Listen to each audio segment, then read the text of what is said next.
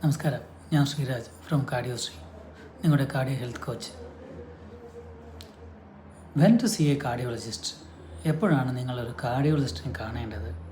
പലപ്പോഴും നമ്മൾ കാർഡിയോളജിസ്റ്റിനെയോ അല്ലെങ്കിൽ സ്പെഷ്യലിസ്റ്റ് ഡോക്ടറെയോ കാണുന്നത് ഒരു അസുഖത്തിൻ്റെ തീവ്രത വന്നതിന് ശേഷമായിരിക്കും. പക്ഷേ ഇനിയുള്ള സമയങ്ങളിൽ നമ്മളൊരു സ്പെഷ്യലിസ്റ്റിനെ ഇൻ അഡ്വാൻസ് കാണുന്നത് വളരെ നല്ലതായിരിക്കും. 2 ഗുണങ്ങളാണ് അതിലുള്ളത്.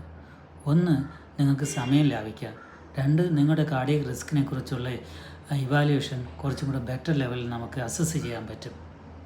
rather നമ്മൾ GP, പിന്നെ ഇന്ത്യൻ മെഡിസിൻ, ഇങ്ങനെ പല സ്റ്റെപ്പ് കയറി ഇറങ്ങുന്നതിന് പകരം ഒരു പക്ഷേ ഡയറക്റ്റ് ടു സ്പെഷ്യലിസ്റ്റ് എന്നുള്ള കൺസെപ്റ്റ് ആണെങ്കിൽ കുറച്ച് ബെറ്റർ ആയിരിക്കും. ഒരു പക്ഷേ ഫീസ് അല്പം കൂടുതലായിരിക്കാം, എങ്കിൽ പോലും ആരോഗ്യത്തിൻ്റെ കാര്യത്തിൽ അവിടെ ഒരു റിസ്ക് എടുക്കേണ്ട ആവശ്യമില്ല. ഒരു കാർഡിയോളജിസ്റ്റിനെ കണ്ടു കഴിഞ്ഞാൽ അല്ലെങ്കിൽ ആരാണ് കാർഡിയോളജിസ്റ്റിനെ കാണേണ്ടത്? ഒന്ന്, നമ്മുടെ ഏജ്. ആണായാലും പെണ്ണായാലും ഒരു 40 വയസ്സിന് മുതൽ അല്ലെങ്കിൽ 50 വയസ്സ് വരെ ഉള്ള ആൾക്കാർക്ക്, ഈവൻ നിങ്ങൾക്ക് ഒരു ചെസ്റ്റ് പെയിനോ ബാക്കിയുള്ള കാര്യങ്ങളോ ഇല്ലെങ്കിൽ പോലും നിങ്ങളുടെ കാർഡിയക് റിസ്ക് ഫാക്ടേഴ്സ് ഉണ്ട്. കാർഡിയക് റിസ്ക് ഫാക്ടേഴ്സ് എന്നാൽ such blood pressure, cholesterol, sugar, family history of heart disease.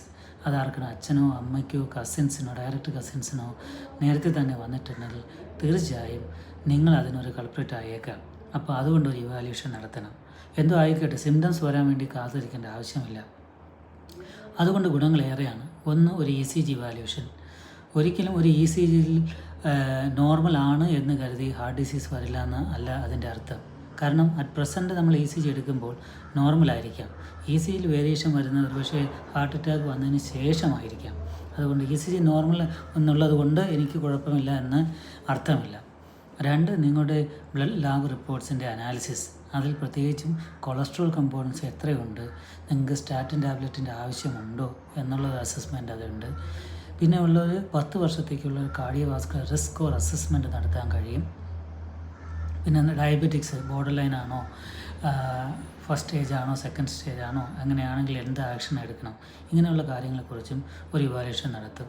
പിന്നെ തീർച്ചയായും ഒരു ട്രെഡ്മിൽ, എക്കോകാർഡിയോഗ്രാം ബേസിക് നടത്തേണ്ടത് ആവശ്യമാണ്. ഈവൻ ദോ അത് നോർമലോ അബ്നോർമലോ എന്നുള്ളതല്ല, അത് നമ്മുടെ മുന്നോട്ടുള്ള ഒരു കാർഡിയോ ഹെൽത്തിനെ ഹെൽപ്പ് ചെയ്യും. അപ്പോൾ തീർച്ചയായും ഇങ്ങനെയുള്ള കണ്ടീഷൻസ് ഉള്ളവർക്കും ഒരു പീസ് ഓഫ് മൈൻഡ് ആവശ്യമുള്ളവർക്കും തീർച്ചയായും ഒരു കാർഡിയോളജിസ്റ്റിനെ കണ്ട് ഒരു ഇവാലുവേഷൻ നടത്തുന്നത് നല്ലതായിരിക്കും. നിങ്ങൾക്ക് കൂടുതൽ കാർഡിയോ ഹെൽത്തുമായി ബന്ധപ്പെട്ട കാര്യങ്ങൾ അറിയണമെങ്കിൽ തീർച്ചയായും എന്നെ ബന്ധപ്പെടാവുന്നതാണ്, കാർഡിയോശ്രീയുമായി ബന്ധപ്പെടാവുന്നതാണ്. Thank you.